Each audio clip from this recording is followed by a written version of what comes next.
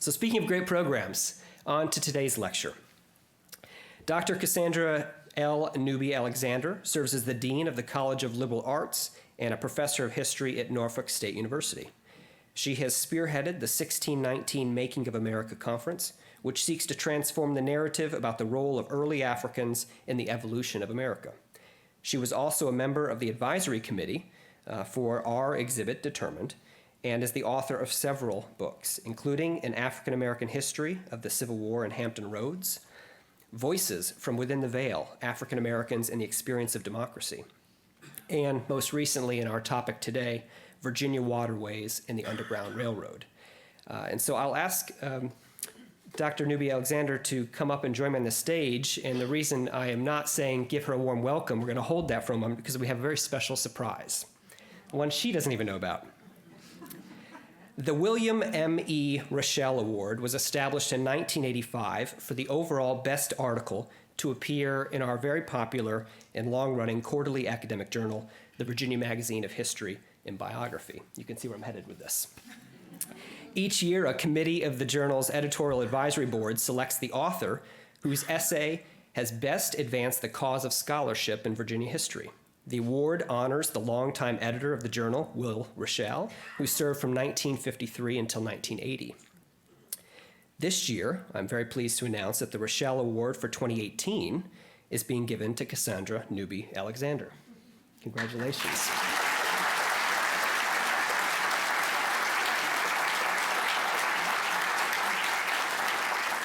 Her article entitled Sarah Garland Jones, which appeared in volume 126, that means 126 years, number 2 of that year of the Virginia Magazine. The prize committee had this to say about her article, and I quote, "We were all impressed with the meticulous research and insightful analysis of the life of this fascinating and important woman who challenged and overcame the racial customs and sexist attitudes of the late 19th century Virginia in her attempts to improve her community through her medical practice and knowledge." Newby-Alexander's reconstruction of the multiple facets of Sarah Garland Jones's life brought together the best of using race, gender, class, and space as analytical lenses, and she did so with such engaging writing and use of her sources. This is biography at its best. So please now give a very warm welcome to Dr. Cassandra Newby-Alexander as I present her the 2018 Rochelle Award.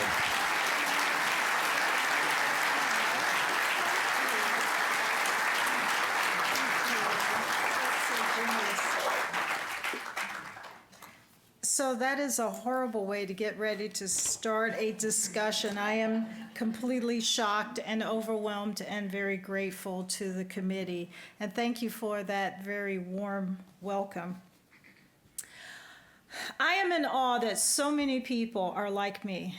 They are fascinated by this topic of the Underground Railroad. So thank you all for coming.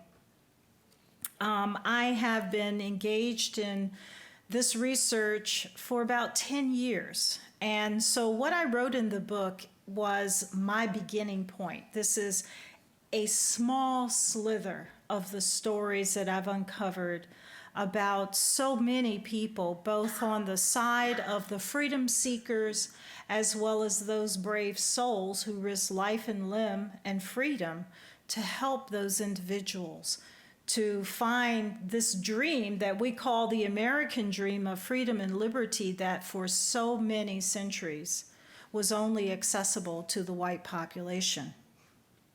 Well, I want to start my story or my discussion with a story. And I've actually found some recent information about this individual I'm just going to briefly tell you about that actually is not in this book because this is something I recently discovered. Former Norfolk resident and fugitive slave Isaac Forman was described as a 23-year-old dark mulatto. You know, people really put a lot of energy into trying to describe people. You had a light mulatto, a dark mulatto, a medium mulatto, a caramel-colored mulatto. They went into excruciating detail. Anyway, this man was the property of a woman by the name of Mrs. Saunders, a widow who hired him out as a steward aboard the steamship, the Augusta, for $120 annually. Now, you may say, huh? So you hired a slave to serve aboard a ship that travels from the south to the north every week. Okay. And it is kind of bizarre, but it happened all the time in the South. So Forman used his mobility, as you would expect, to escape on December 1853. But he escaped not aboard the Augusta, but another steamship called the City of Richmond, with the assistance of a local conductor on the Underground Railroad, William Bagnall, who was a white man who, ironically, he had his own interesting history. He was married, according to the census records, to a woman who was listed as white, but another enslaved person that he helped escape said that she was actually a free black woman, and that's why he felt compelled to help. When he died, she was actually listed as his consort in the newspapers, which gives credence to that whole idea. More interestingly, this man was elected as the cashier, which was an important task or job, with a Virginia bank. So he was a prominent individual who worked secretly as a conductor for the Underground Railroad in Norfolk.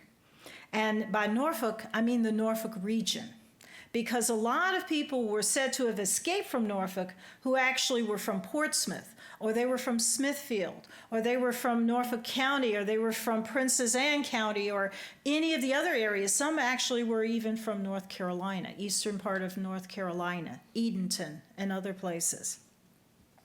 He was also assisted by another man, a free black, named John Minkins, who helped a number of people escape. He worked as a steward aboard the City of Richmond, and he managed to hide in a compartment, which was really a little box or a little section above the boiler room. So you can imagine what a horrific trip that was. But he helped a number of people escape, and always, when he did so, he risked his own freedom. He and I'm talking about Isaac Forman, he and fellow fugitives, William Davis and Willis Reddick, ended up successfully escaping, and they all ended up residing in Toronto, Canada.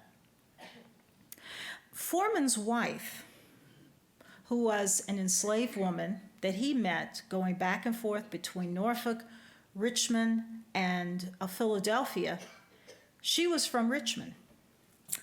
And he didn't tell her he was going to escape. In fact, he intentionally didn't tell her because he knew she would convince him to stay. Why? Because she was pregnant. But he decided to escape. But a few months after he escaped, interestingly, he was literate. He wrote a letter to a man who helped him, who was the station master in Philadelphia, a free black man named William Still. And in that letter, he said he was, quote, very gloomy, and his heart is almost breaking about his wife. In his second letter to William Still, he said, quote, my soul is vexed. My troubles are inexpressible. I often feel as if I were willing to die. I must see my wife. In short, if not, I will die. What would I not give no tongue can utter? Just to gaze on her sweet lips one moment, I would be willing to die the next. I am determined to see her sometime or other. I found out that he did indeed see his wife. He worked with William Still and others to arrange for her escape, not aboard the City of Richmond as he had planned because she had a little baby in her arms at that time, but he managed to find her, and they spent the rest of their lives living in Canada in a small town called Bradford, right outside of Toronto. And he did very well in terms of his business after that.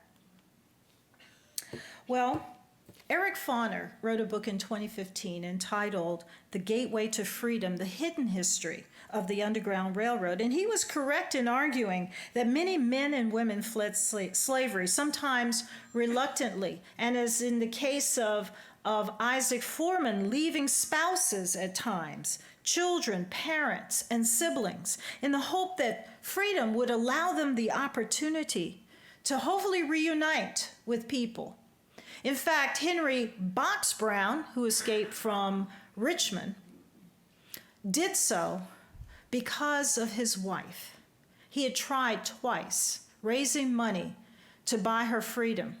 Twice, the money was stolen from him, first by his owner, and secondly by an attorney whom he had secured to help him purchase his wife's freedom. He was in the process of raising money a third time when her owner sold her away. And in his account, he talks about how he held her hand and walked with her for 2 miles until they drove him away with whips and with guns, telling him he had to leave his wife. He sank into a deep depression and thought he would die or kill himself. And finally, he came upon a scheme to have himself nailed into a box that had no slats, no holes in it. He remembered to bring a little device that could drill a little hole into the box for air, because many people had tried and failed to escape that way. And he managed to escape after a horrendous journey of half of the time being in the box upside down, even though the sign said this side up. And he spent the rest of his life trying to find his wife and never did. And so these stories, in many cases, are heartbreaking. And other stories give you hope because the families were reunited. But sometimes the families were reunited only in saying hello, because both the selling away from your spouse often meant that you would never see that person again. And people regarded that as death. And so many spouses remarried, only to find out later on, after freedom came, that they could see their spouses again but never reunite with them again. And so many of these stories haven't been told. And so my first initial effort is really to talk about this incredible commonwealth that we call Virginia, and the many stories. And there are so many stories of people who made heart-wrenching decisions, sometimes determined decisions, passionate decisions, desperate decisions to flee. And the story doesn't just start in the 1830s, which is when we typically see the Underground Railroad begin, as an organized effort that's organized locally with some limited form of national organization. Rather, we see this effort actually start in 1619, as people who are here try to find a way to become free again. And that is why I talked about these people not just as fugitive slaves, but as freedom seekers. These are people who were determined to find freedom, as all human beings want freedom. Freedom to choose, freedom to protect your family. While Virginia laws were passed, making it a crime for people of color to defend themselves, there's a law in 1669 that calls for the casual killing of a slave if they resist. The casual killing. 1672 allowed for the casual killing by any white person against a black person resisting arrest or resisting. And so we see that these freedom seekers were trying from the beginning to find ways to achieve freedom. We would see that during the American Revolution, when some of them chose the side of the British, and they fought on that side to free themselves and to free their families. Some of the descendants I've met who were part of that are still living in Halifax, Nova Scotia today. During the War of 1812, the same thing happened, and some of those individuals ended up in Halifax, and I've met some of them. And so there's been a continuum of this effort to secure freedom. And these individuals, despite all efforts by Virginia's lawmakers and slaveholders to stop them, somehow managed, in some cases, and usually it's a small minority, to find their freedom. So from the first forced arrival of Africans to the America, this quest for freedom was really a reflection of Black agency and self-emancipation. The journey emerged stronger following the American Revolution and then became like a robust, ongoing river. It so rattled the slaveholders and lawmakers of Virginia that you would see a flurry of laws starting in the 1830s and then really reaching a height in the 1850s, because they were terrified that these people were successful, when only a slither of them were successful, but it still resulted in millions of dollars of property being lost by slaveholders here in Virginia. And so I think it's important for us to put all of this into perspective, but not to lose sight of the people who were determined to run away. Often the decision to escape, sometimes it was because people wanted to be free. But often it was something that triggered it. One of the things had to do with the slaveholders. If they were in debt, if they died, if they relocated, that usually meant you were going to be sold. And the more we got into the latter part of the 18th, early 19th century, you weren't going to just be sold to a neighboring plantation or farm. No, you were going to be sold, in some cases, 1,000 miles away, 500 miles away. You were not going to be able to return back to homeland. And so it was so important to understand that the slaveholder's status directly impacted enslaved people. Sometimes those who were enslaved escaped because of brutality against them or their family members.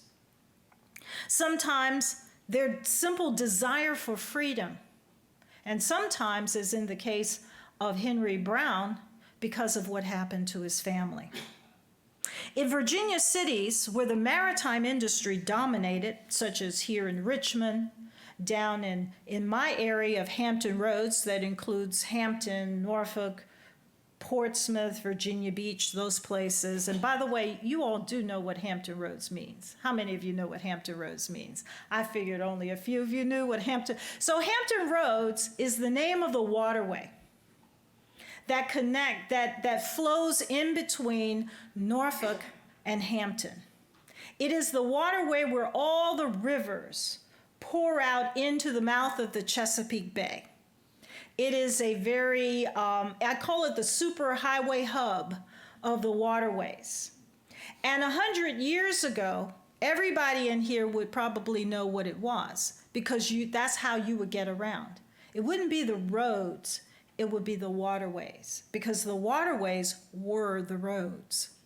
And your perspective of things was from that vantage point. Now, of course, if I put you or put me out there on the waterways, we might be circling around for the rest of our lives trying to find where we are. We have no idea.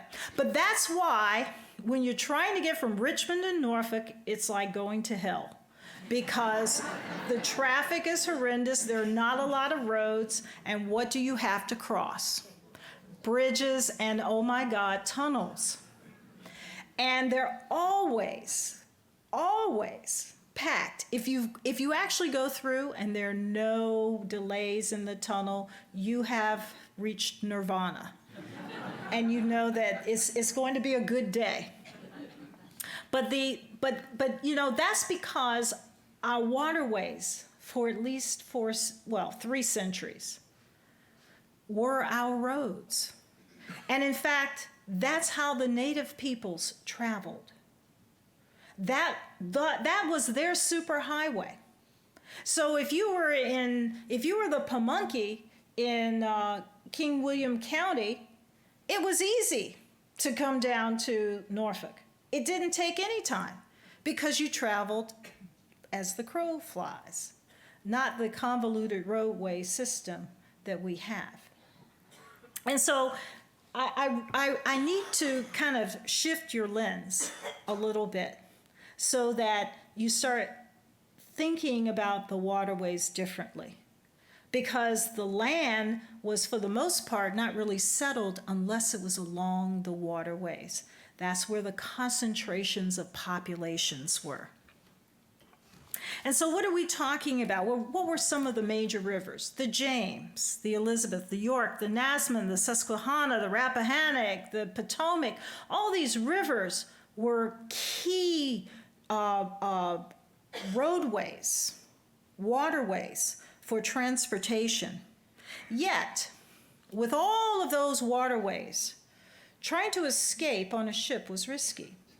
If you were coming out of Richmond or out of Hampton Roads, by the 1850s, the state required that you stop at a place called Fort Wool. Before, they call it the Rip Raps. One of the storms created this massive land, and then they decided they were going to hold on to that land. It sits right there in the middle of that area, that bay area. And so they put rocks around it. You know, they had to transport the rocks from the mountain areas because in Hampton Roads, we have no rocks. If you see a rock, we imported it. Because we are basically at or below sea level in Hampton Roads. So sea level rising is a big issue for us. Of course, we used to be underwater, so we shouldn't be that surprised that it is an issue. So escaping still was an issue. You can always, as even on a small ship, be stopped and hauled over because there was tremendous fear that all of the ships, the schooners especially, were carrying enslaved people aboard who were trying to escape. Now, those who attempted to and successfully escaped had an advantage that many who were more closely supervised did not. And that's why there were efforts to try to keep people who were working the docks and the waterways, the ferrymen, the watermen, from continuing to do those jobs. But of course, they didn't stop. There were laws passed to try to restrict the numbers. Norfolk, between Norfolk and Portsmouth, the ferry that's been running for at least a couple of hundred years, they tried to limit the number of men who worked the ferry to only 25%. That never worked. Why? Because these were enslaved people. And why would you spend more money on a free person when you could make more of a profit by using an enslaved person? And that's what they did. And they used hired out slaves to help. And many of the women who were widows, they depended upon hiring out the enslaved people for their sustenance. And so this was a system that really was not going to change. But in our area, in this larger realm we call the Tidewater region that goes from Loudoun County all the way down to Hampton Roads, this is where we had so much activity along the waterways, and that was hard to control, and it allowed more enslaved people in Virginia to escape than any place else. But I'm just talking about the waterways here on the eastern seaboard. There were also waterways on the western part of Virginia, because of course we used to have a place called West Virginia that was a part of Virginia. And so once you got past the fall line, those rivers that continued, the James, and you had all other kinds of rivers, and then finally the Ohio River became roadways as well for people to use in their quest to escape. In the 18th century, lower Tidewater, Virginia, as I said, would see the certain domination of the waterways. On many of the large plantations along the James and York rivers, owners actually trained almost all of their male enslaved people to be watermen and to serve in the general plantation work that always included working the waterways. This was especially true in Norfolk and in Richmond. And of course, Norfolk was Virginia's port, its primary port, where enslaved people operated boats, barges, ferries, in addition to training as ship artisans, pilots, ship ironers, blacksmiths, carpenters, sawyers, axemen, and ship riggers. I mean, what did we expect? So when you look at the waterways, all right, so here we have, Norfolk is here. This body of water is the Hampton Roads. Here's Fort Monroe. And so, of course, we go up the James River here to Richmond. But look at these other rivers, all down here. And this map doesn't show you all the creeks that are the size of rivers if you go to the north. And then, of course, up to this level where you have the Rappahannock, you have the York River, on and on. So these waterways were really important points of access that I think is really critical for us to understand. And then in addition to all of that, Virginia created a Chesapeake merchant fleet that helped Norfolk especially emerge as a maritime center. Most people don't realize that on the eve of the American Revolution, Norfolk was the third largest port in America. The third largest port in America. So a lot of the goods that were being created in Richmond and in Chesterfield County and other places were being shipped down to Norfolk. And that's where all the schooners transporting goods and so forth were leaving out and going to other ports as well. And interestingly, at one point, Norfolk replaced Philadelphia as the shipbuilding center in the nation, second only to Boston. This mercantile prominence bolstered the maritime experiences of both free and enslaved people. And of course, most shipwrights, those who were actually designing the ships, were Black here in Virginia. It's not surprising then that beginning in 1751, as illustrated in this runaway slave advertisement, freedom seekers fled to these port cities like Norfolk in the hope of escaping the colony. In that year, 1751, I'm just pulling a year out of the air, freedom seekers, there were 29 slaves, 39 servants that were advertised as running away. Now you may say, well, what exactly is the difference between a slave and a servant? That's a very good question.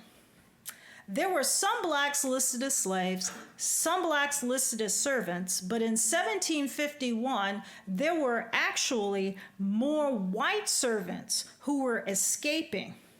And the the runaway ads were referring to them as opposed to any Blacks a few were listed as servants and the rest as slaves. That would shift by the end of the 1760s. But up until that point, interestingly, a lot of them were white servants who were fleeing. The following year, we would see more servants and slaves escaping. There were 38 slaves who escaped and 53 servants who escaped, leaving plantations all along these waterways that I showed. While most of the runaways were Virginians, we would also see some coming from North Carolina. In fact, there was an example of a family, an enslaved family of 5 people. Names are Mingo, Phyllis, Peter, Judy, and Fanny, who escaped from a man by the name of Thomas Willis and were actually captured in Williamsburg, either trying to blend into that town's free Black population or trying to find a way to flee to the north. It's unknown what happened to the family once they were captured. More than likely, they were all sold from each other.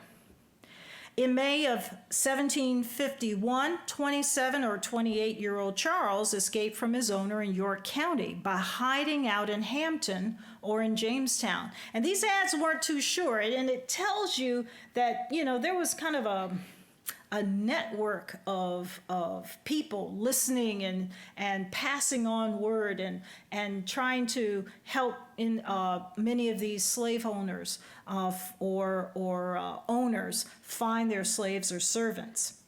Presumably, Charles went toward Hampton because of the large number of black sailors and seamen who worked aboard the countless vessels along the wharves and in the vicinity of this important port area, as well as the port of Norfolk. Likewise, there was a man by the name of Dick who escaped from Williamsburg in September of that same year and was thought to be working as a ferryman in Hampton. There were others, such as a man named Mingo from Yorktown who pretended to be on business from his owner as he was trying to secure passage aboard ships departing from Hampton.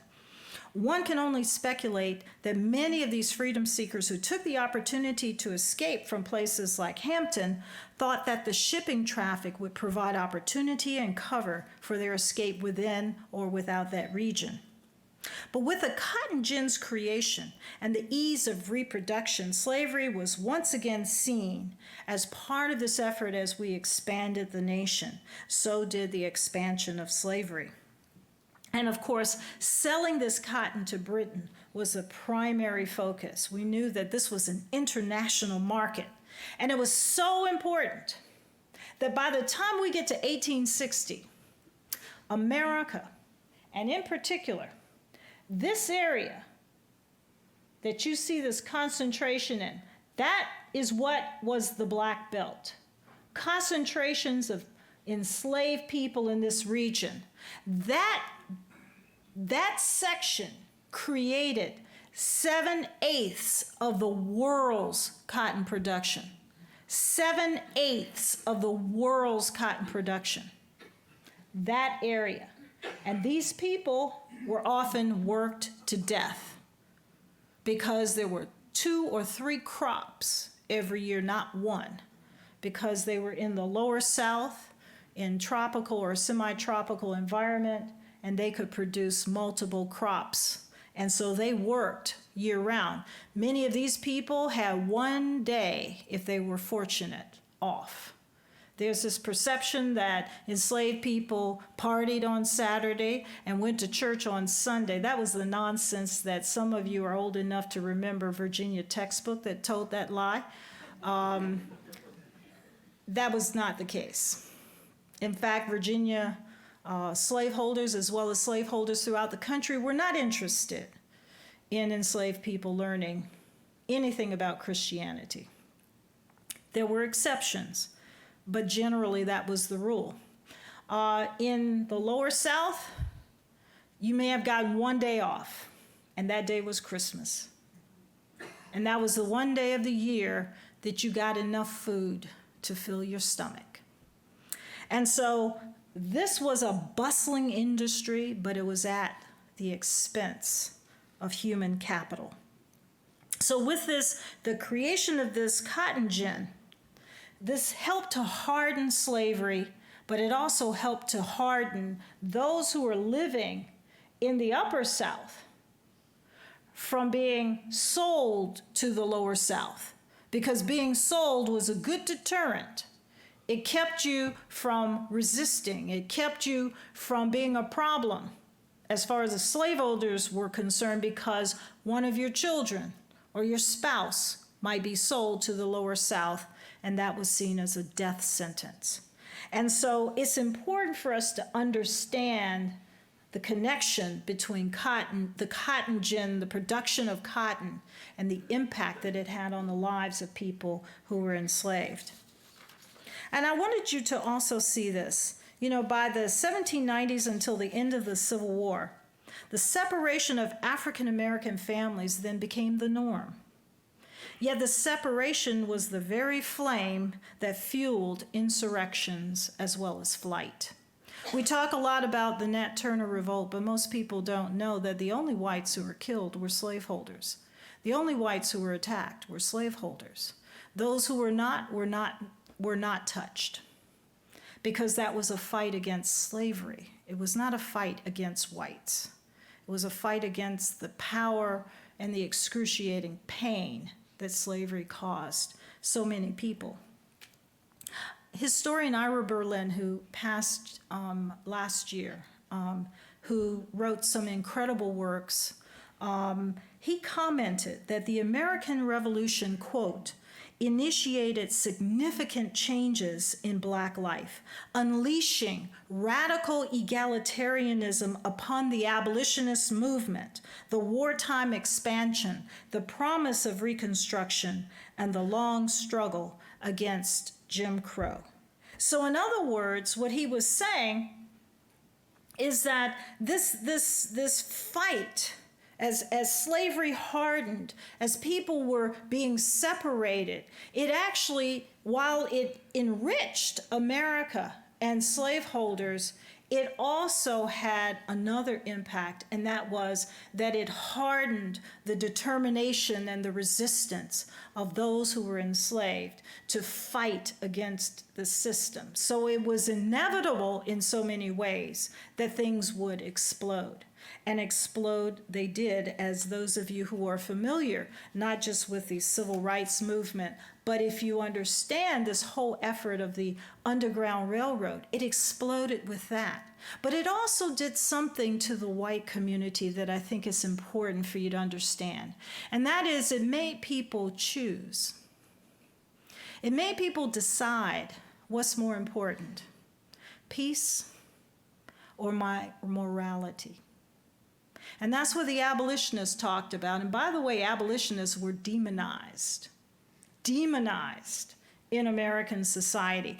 All the names that you hear liberals called today by conservatives, there were a lot more worse names they were called. They were seen as the people who were trying to divide and destroy American society, and everything would come crashing down if what they wanted, they achieved. And of course, the abolitionists were not just white, they were Black, both free and enslaved. Those who were enslaved who escaped and living in plain sight, like Frederick Douglass, who talked about he was a thief, he stole, he said, these arms, these legs, this body. So you had some living in plain sight, and you had others who were living under aliases as free people, and there were hundreds of people from Virginia who lived in a little town called New Bedford, Massachusetts, the place where the 54th Massachusetts Regiment was formed, because that was the place that had the largest concentration of fugitive slaves and their families, their descendants there. And they knew that of all the people in the country, that one place would have a passion that no one else would have, that slavery must end. And they were willing to give even their lives to cause that institution to come crashing down. And so all these threads are important and connected, and Virginia played a major role. Now, I wanted you just quickly to see there are three slides here. 1800, of course, we only have 7% of cotton production. Here in Virginia, cotton was never a big issue. Here in Virginia, tobacco was the king. But of course, by the time we got to 1820, we saw 32%, and then of course, by 1860, 58%. Do you know that the institution of slavery, the people who were involved and what they produced, was more valuable than all of America's other industries combined? So America's prosperity was on the back of slavery. And that is why this effort to stop these freedom seekers was important, because it had an economic cost to it. If we look at the population, the 1790 census with the enslaved people, again, where do you see here in Virginia the concentration of enslaved people? Right along the eastern seaboard, right at the mouths of a lot of the waterways. And that begins to expand all the way to the fall line by the time we get to 1830. By the time we leap to 1860, the concentration is still there.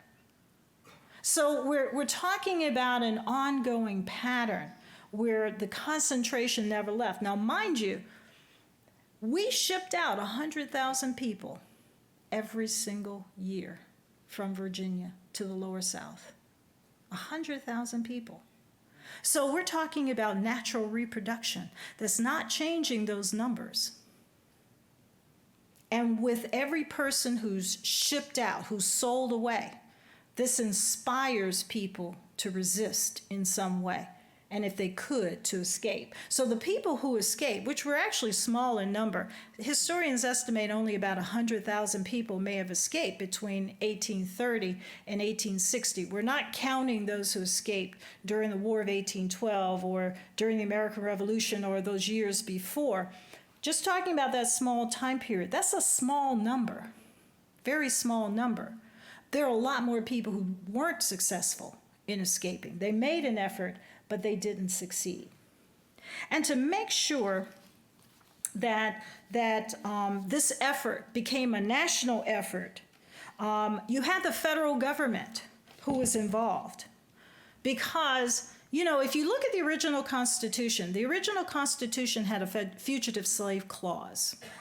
And that clause said that it was the responsibility of the federal government to protect slavery. It was a responsibility. It was the only thing that the federal government said it would protect. Everything else was protected by the states. Only slavery was protected by the federal government.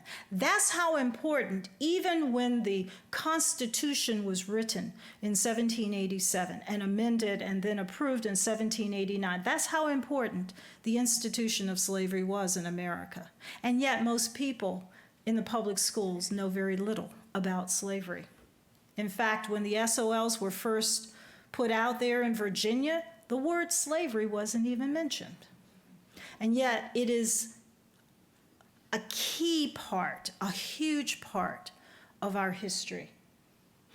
This is an example of how there were efforts to enforce the Fugitive Slave Clause with different Fugitive Slave Acts. And the most important, of course, was issued in 1850 that empowered different states to create special courts specifically to litigate cases of people accused of being runaway slaves. The catch, though, that Massachusetts objected to for those courts is that there was not a single black person, free or enslaved, who could testify on their own behalf against a white person. Not a single one. And so you didn't have habeas corpus for black people. You didn't have rule of law applied to black people. You didn't have civil rights and civil liberties applied to black people. And so that was the problem. And that's why Massachusetts passed a personal liberty law to allow people to defend themselves in court. This was William Still. Thank God he was a major pack rat. And if any of you in here are also pack rats, thank you. But one thing I want you to do is make a plan to box up all of the materials that you have squirreled away. And make sure it's in your will, because you know you can't depend upon descendants to do anything other than throw your stuff away. So pack it up, put it in your will that that's going to be donated to a museum or a library, and make sure you put a little bit of money in there to help preserve your material, because we've lost so much. William Still was an incredible pack rat. But fortunately, his son appreciated his efforts. William Still was probably the most important station master in the country. I know a lot of people know Harriet Beecher, but, you know, Beecher, Reverend Beecher, they know him, and they know him through Harriet Beecher Stowe. But William Still was actually more important. He did something that no other station master did. He not only kept copious notes of people who passed through his Philadelphia station, but he went to extreme measures to preserve all of his notes. Most of the other station masters destroyed their material at the end of the Civil War. During the Civil War, fearing that the Confederates would actually somehow get to Philadelphia and get a hold of his records, he buried his records in a cemetery. And then in 1867, that's when he pulled it out of the cemetery and started work on producing a book entitled The Underground Railroad. But in addition to the book where he has all these stories collected, he did something else. He had notes. And those notes were packed in a box along with a lot of other things. And his son, the early part of the 20th century, took that and gave it to the Philadelphia Historical Society. They promptly forgot that they had this material, and it sat in a box for, I don't know, about 6-7 decades until somebody discovered it and realized what a treasure trove they had. And since then, they have been scanning, uploading, transcribing those materials, and it is, like I said, an incredible treasure trove. And William Still started doing this because one day, as he was talking with a young man who was passing through his station, who was a little older than he was, he found out this man was from where his parents were because his parents escaped through the Underground Railroad. And he was born in a free land, although technically he was a slave because of the law that said the status of the child followed that of the African American mother.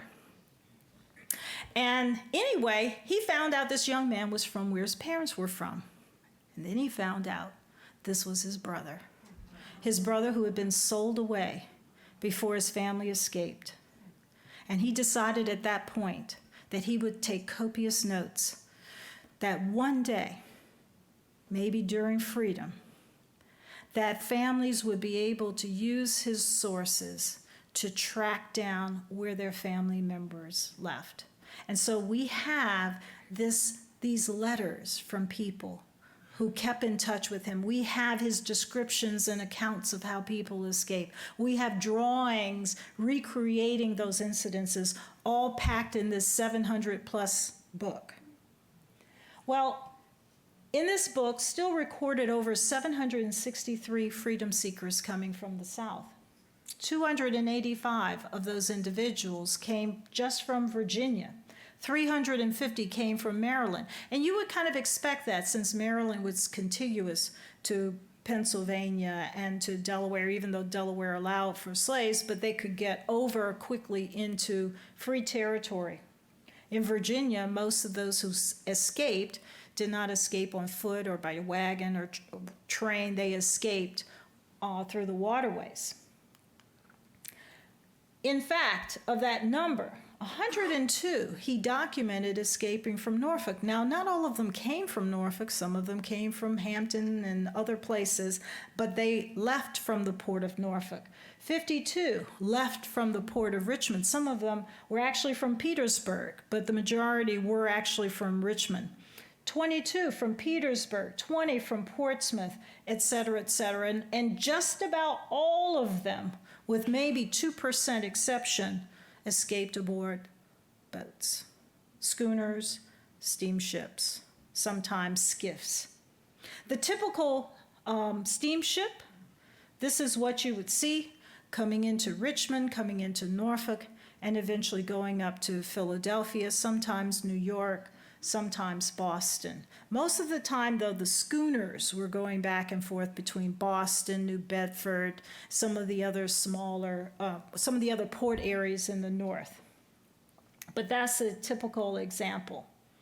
What would we see during this time period that frightened a lot of the slaveholders was the fact that there were lots of people who were being hired out, but there was nothing they could do about that, because that's how a lot of people survived. But as you can see, even though they knew that a lot of enslaved people who were hired out were more than likely to be the ones trying to escape, that was still a big business. And interestingly, it didn't matter if we were in Norfolk, Hampton, Richmond, Petersburg. It seemed that all the slave traders were located on somebody's main street. And I say that, and it's important because Main Street was where the main business was taking place. And that main business in the South was always the buying and selling of enslaved people. And so when you see these kinds of ads often juxtaposed near these kinds of ads because people were running away, there was an actual correlation, not just a positional correlation. Now, I love this particular story. In fact, if you go to Norfolk today and you go to Waterside, you'll see this on a marker. And this marker is actually positioned near where that incident happened. There was a man by the name of Captain Alfred Fountain. He operated mostly out of between Norfolk and the New England ports. And he charged money to help carry enslaved people from point A to point Z. But he took a big risk, and there were a number of other captains who charged anywhere from $25 to $100 a person. Where did the enslaved people get the money? Some of them, of course, hired out their time and they were collecting money. Other times they just took it straight from the slaveholders because, hey, they felt it was their money anyway since they didn't get paid to do all the work they were doing. This man built a secret compartment aboard his ship. It held at least 22 slaves at the time this incident took place. Word got around, as you would expect, that there were slaves hidden aboard his ship. And so the mayor of Norfolk in the tall hat, and of course his usual thugs and a businessman accompanied them, and they were going to tear the ship apart because they knew there were enslaved people aboard that ship. And so Fountain, kind of being this grandstander, said, "Oh, you think there are slaves aboard my ship? I'll help you find them." And he grabbed the axe and started chopping on the opposite side of where they were actually hidden. And there's some people, as in the case of this man, kind of wheeling back going, "Whoa, maybe there aren't any slaves aboard," while others are sitting there going, "Yeah, keep chopping. I know they're here."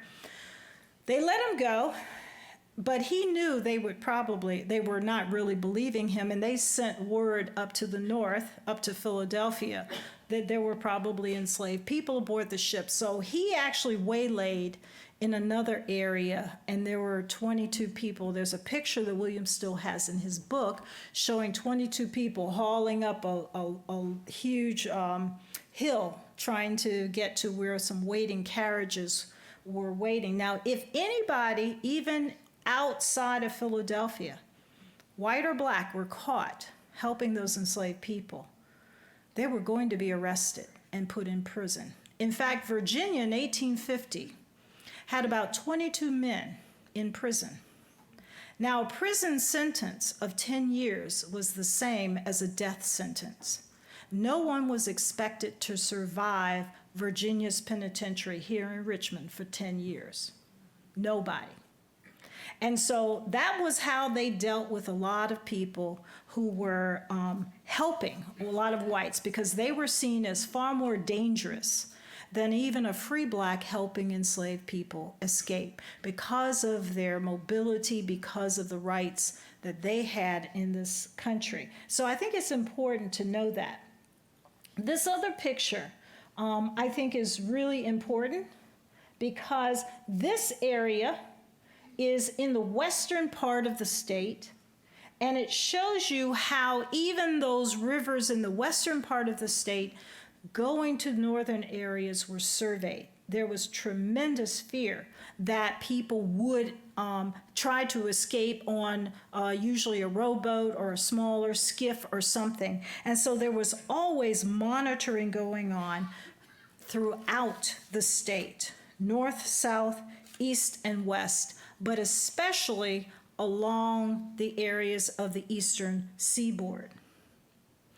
Now, this particular picture, now this one doesn't actually have anything to do with the Waterways, but I love this story because, and I'm going to be biased here, this woman here, and I don't know if you can see this gun she's holding,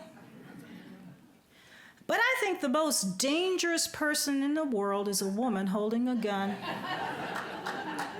I really do. Because, men show their prowess, fighting. If a woman pulls a gun, she is going to shoot you.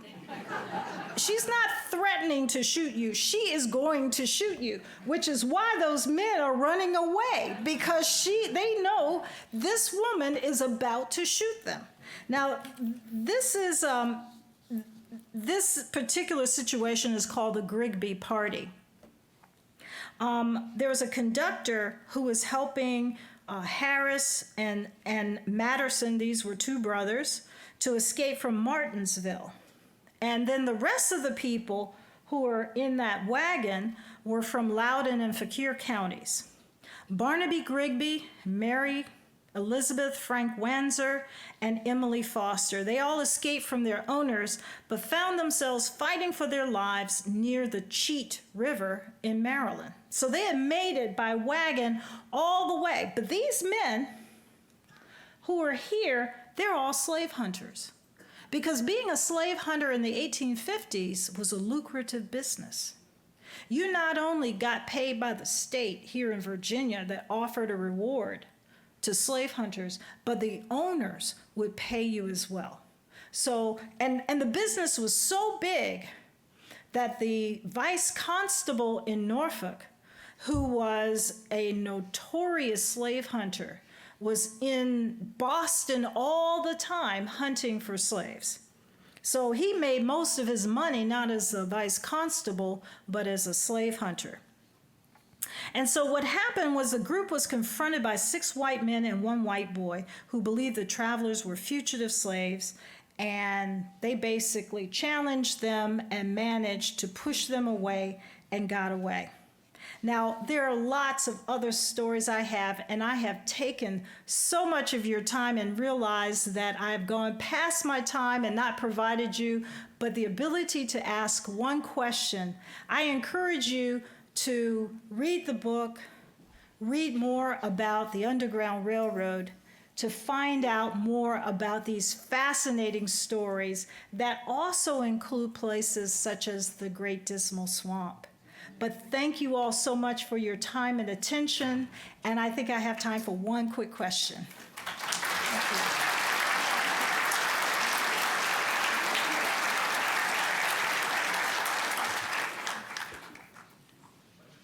One quick question. Yes, ma'am. Thank you so much. I think one of many things that you've said, one thing that is really important that I, as an aspiring historian, wish for is for people to take seriously your challenge, to save their papers.